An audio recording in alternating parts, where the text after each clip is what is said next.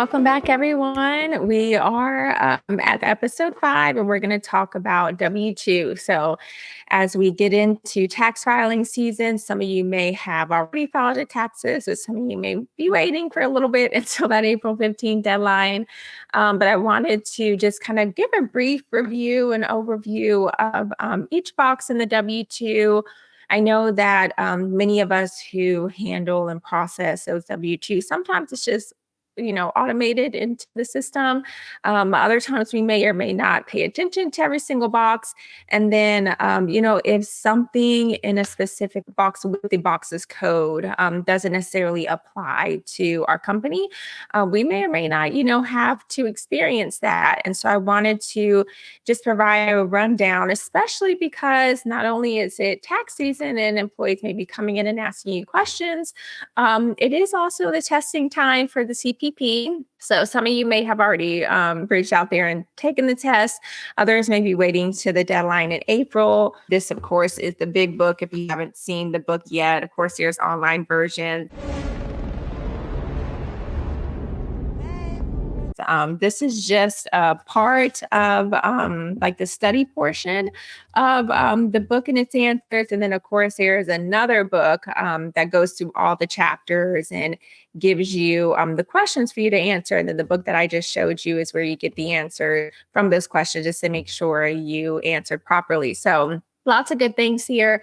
Also, a quick little trick. But if you flip your W-2 around on the back of your W-2, does go over each box and what it really means. But whether or not you understand what that means or whether or not that meaning really applies to you is one thing. Some things may not apply to you, so you may not ever care to look over that as long as your, box one wages are correct.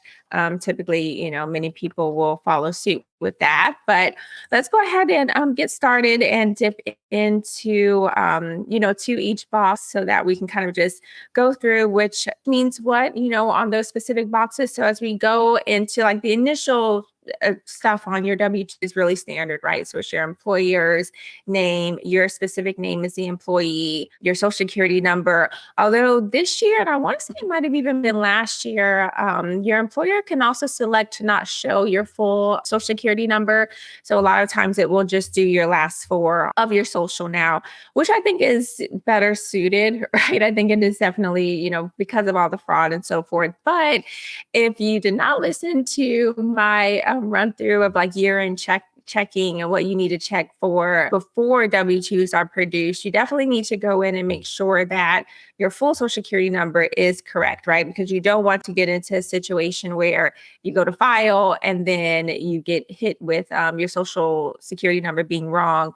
If your company is only showing the last 4 on your W-2, then it definitely could mean that the first couple of other digits could be incorrect. And the way for you to confirm that would, of course, be to log into your HCM provider's platform and double check that, and then also get connected with your payroll or HR representative at your company for them to help review and get that fixed. Because if you do need to file a W-2C, you want to get onto that now. Well, you want your company to at least get onto that now because it does take, weeks into months to get updated. But that way, when you go to file your accountant, or if you go to file on your own, you'll notice that all you'll need to do is just click the box to let the IRS and your state know that there's a W-2C coming so they can look for that. So those are your first couple of boxes. And then as we get into, box 1 would be like your wages. Although sometimes your box 1 and then also your box 3 and 5. So 3 and 5 are your social security wages and your Medicare wages. If you have contributed to like pre-tax deductions, you'll notice that those boxes are different. And so those wages would be different within those boxes. So from that stance, typically, your full compensation of wages that are in, your box 1 may or may not, reflect as high as your, social security or Medicare wages, just because there are a lot of pre-tax deductions that come into play, right? Differently from your actual, gross pay. If there are certain like pre-tax deductions that shouldn't be taxed for certain taxation points. So that would explain why some of those are different. And then on your actual W-2 separate from this screen, but but in the big bulk of your W-2 page, I'm not going to show, my W-2 for confidential reasons, but it'll show like your gross pay, and then it'll show like less and then what it's less for. So if it's for 401k or something else of that nature that your company covers on your behalf, it'll show that amount and it'll show that reason. And then it'll go into a separate line item of what's reported on your W-2 wages for you to actually see. That would go through those specific boxes. Of course, box 2, box 4, and then box 6 would show your federal income tax, your Social Security taxes that were taken, and then, of course, your Medicare taxes that are taken that we all have to pay unless you're lucky enough to be on a visa.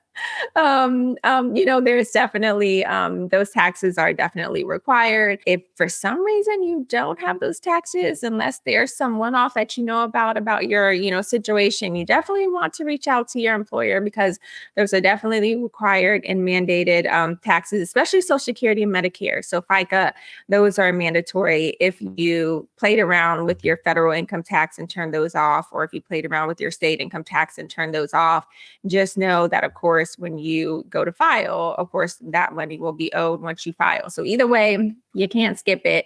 You're definitely going to have to still cover those taxes. So I always tell people, if you can, please stay up to speed on that. Of course, back in the day, I can't say that I didn't turn off my taxes, because a couple of times I definitely did, especially if it was definitely needed on some checks. It's just you don't want to get into the norm of turning off your taxes, right? Because then it just builds up, and then at a later date, you have to pay it. And then, of course, if you're not paying it on time, then you get penalties tacked on.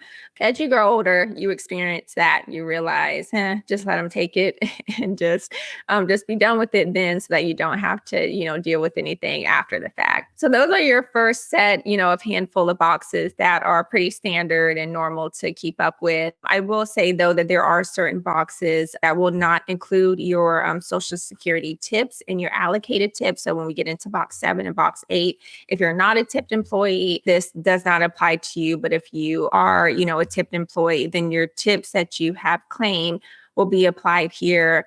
And so there's a lot in the tip industry. I mean, I'm not going to get into too deep information on that, but if you have never experienced that before, of course, we are well aware, at this stage in life, that waiters, waitresses are paid a small hourly wage, right? And so they do count on tips a lot to get them up to the hourly rate per their, whether it's for the federal guidelines, whether it's for your state guidelines, to get them up to that dollar amount.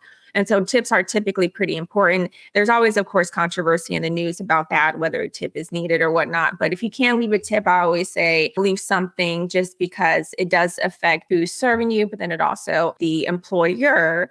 Because if a waiter or waitress is not getting the tips each hour to raise them up to the rate, depending on, your state, it could potentially be different. But if they're not meeting that, then most employers are now responsible for covering what's called makeup tip. And a lot of times that is required, unless there's, different laws in certain states. A lot of times that is now required through, federal guidelines for those makeup tips to be put on an actual pay stub, right? And so hopefully, all servers are being ethical and reporting all of their tips versus downplaying the reporting and having the employer cover certain portions. And so that's also where even the allocated tips box comes from. If an employer knows that an employee made a certain amount of tips, right, that may have not been claimed by the actual server, then those can also be listed on your W-2 as well. So it is very critical in the serving industry, restaurant business too,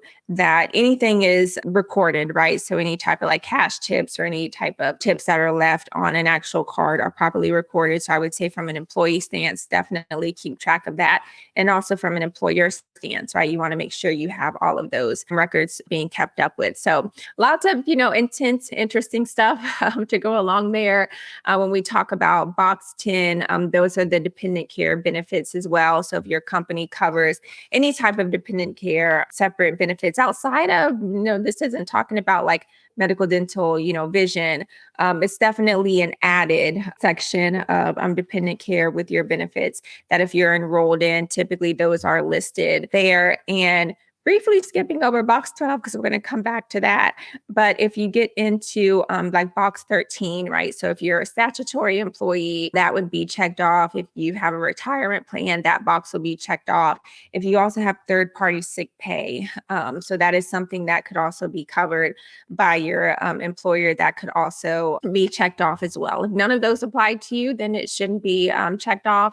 But if it does apply to you, then you'll see checkoffs in those boxes. And then if we talk about box 14, those are definitely other benefits that your employer can cover, right? So we're talking about any type of union dues per se that they may cover. Some other ones would be like state disability insurance, right? So if they have covered that for you as well, any type of like uniform payments or non-tax deductibles, those are also covered as well in those specific boxes. So lots of good stuff to kind of just keep in mind if you're curious on why these boxes may never apply to you, or if you change companies and you see something different on the W-2 for this company that you did not see for your other company. That gives you, a brief little snippet and, run through of everything, but it does not cover the bigger box of box 12. So box 12, I would say, has the most codes, of course, of any other box, that's listed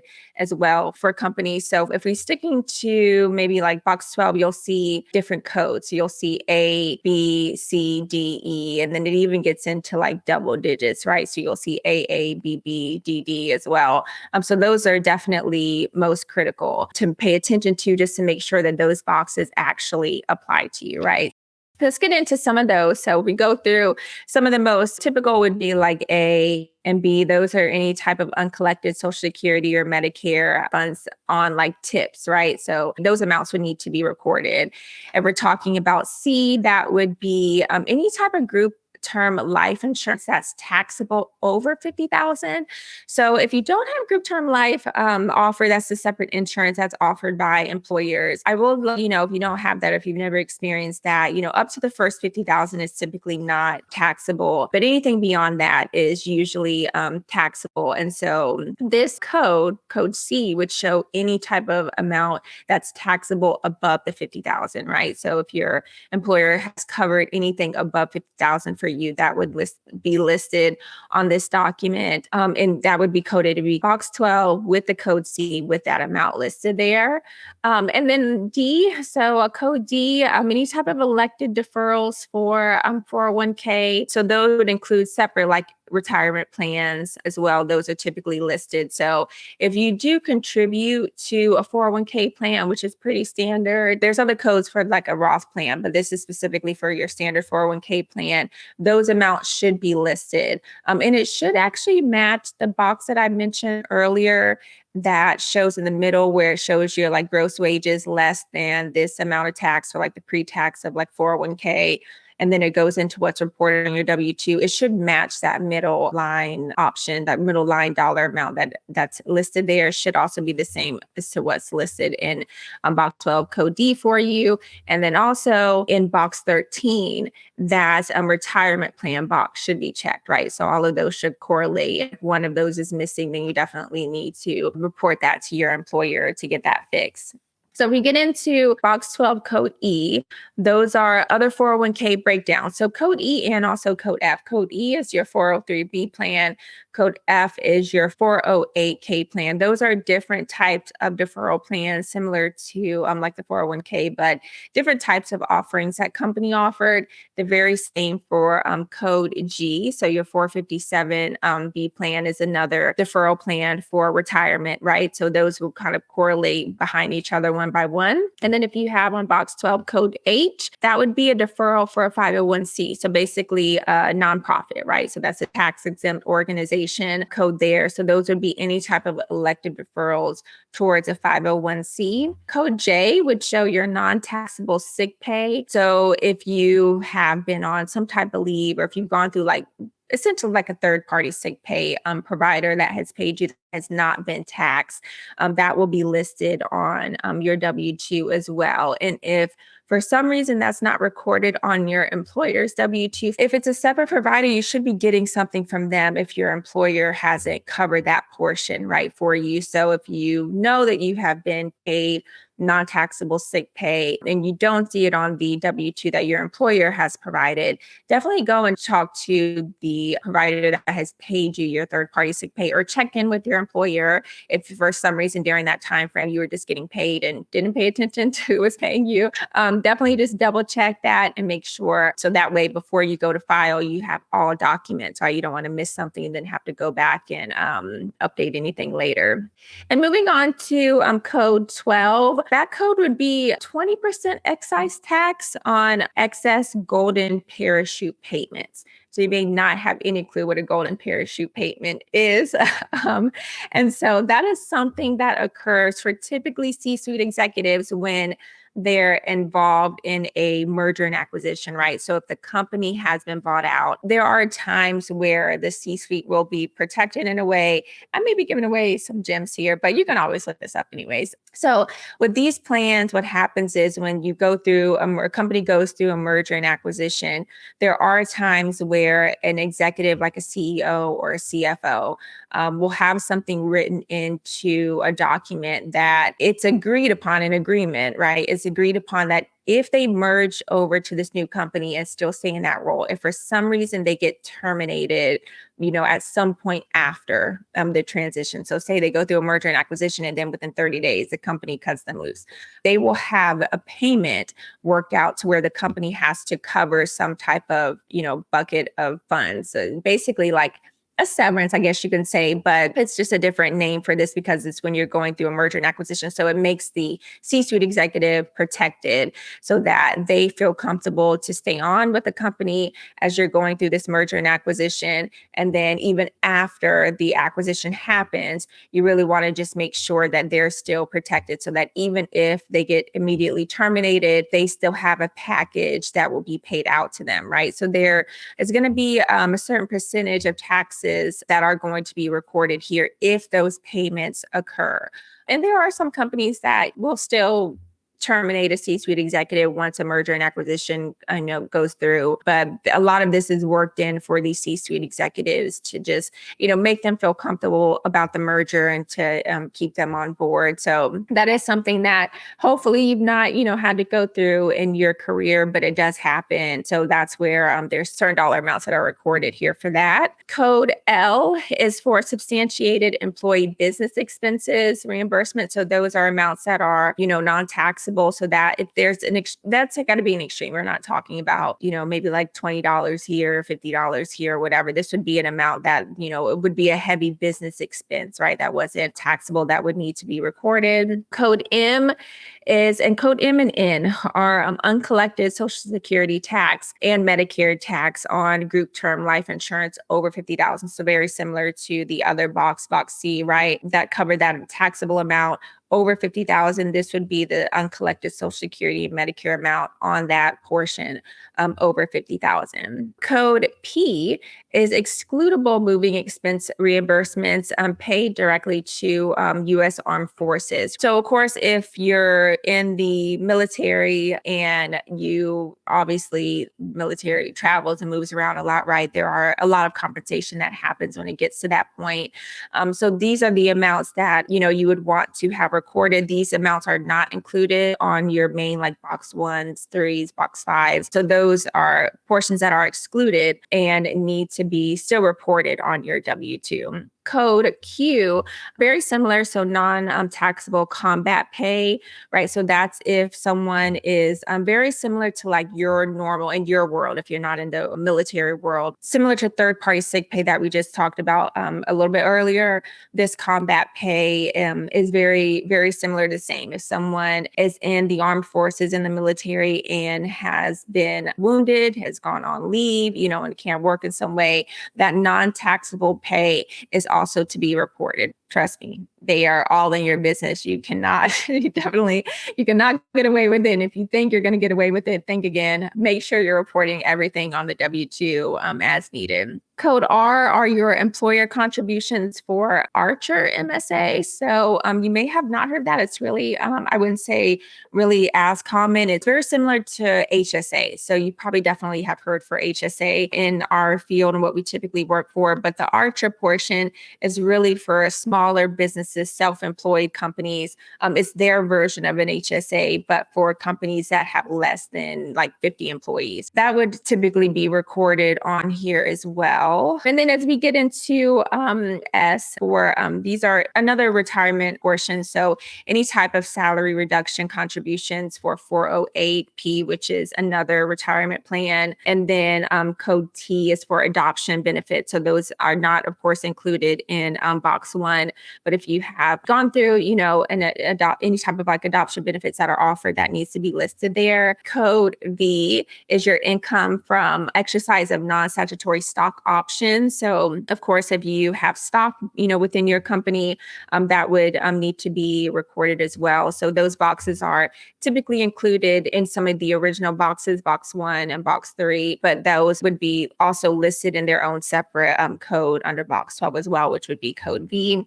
Code W, employer contributions, including amounts the employee elected to contribute using their Section 125 cafeteria plan. So those are their health savings account plans. So just also what I mentioned to like the Archer, how the Archer is similar to like an HSA plan.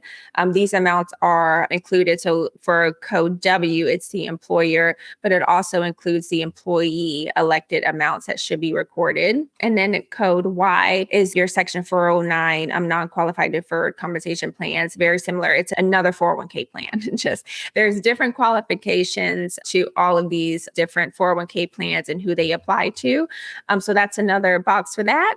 And then code Z is very similar to the 409A that we just mentioned above. So it's income under a non-qualified deferred compensation plan that fails to satisfy the 409A mentioned above. This one would be included in your box 1 as well, but it is subject to an additional portion of taxation as well, right? And then it looks like that one also includes interest. I personally have not experienced this type of 401k plan, but I know that it is included in along with all of the other 401ks that we just mentioned above. If that applies to you, that does or does not apply to you, you definitely don't need to worry about it. But if you do see that code Y listed, and if you just weren't familiar with what that really entails and you need some more insight, definitely refer to your employer, your HR and payroll person to get some more insight there. And then AA. So now we're into the double digits now that they've gone through pretty much a full alphabet here. AA and BB. So we're talking about the Roth contributions for 401k and then 403B. So your Roth contributions are post-tax. So the 401k would be like, pre-tax contributions, but Roth is offered under 401k and 403b, but it's post-tax, right? So you essentially pay the taxes pay the taxes each pay stub, right? Versus not paying the taxes for a 401k. So those amounts would be included AA and BB. And then code DD covers the cost of employer-sponsored health coverage. And so those amounts are not taxable. So when you're being offered benefits, 9 times out of 10, your company is paying a portion of those costs, right? Whether you're aware of it or not. Typically, it should be listed in your benefits review documents and what's sent out during open enrollment. Also, what would be listed when you go to enroll in your plans. So those costs would be listed in box 12, code DD. And then code EE would be your Roth contributions under the Section 457 plan. So very similar to like the 401k plans that we mentioned in the other boxes. This one is your Roth post-tax in box 12, code EE. And then code FF, permitted benefits under qualified small employer health reimbursement arrangements, right? So those would be any type of employer health reimbursements that you or your company may have arranged, whether they offer that to you, whether that's a one-off offering from them.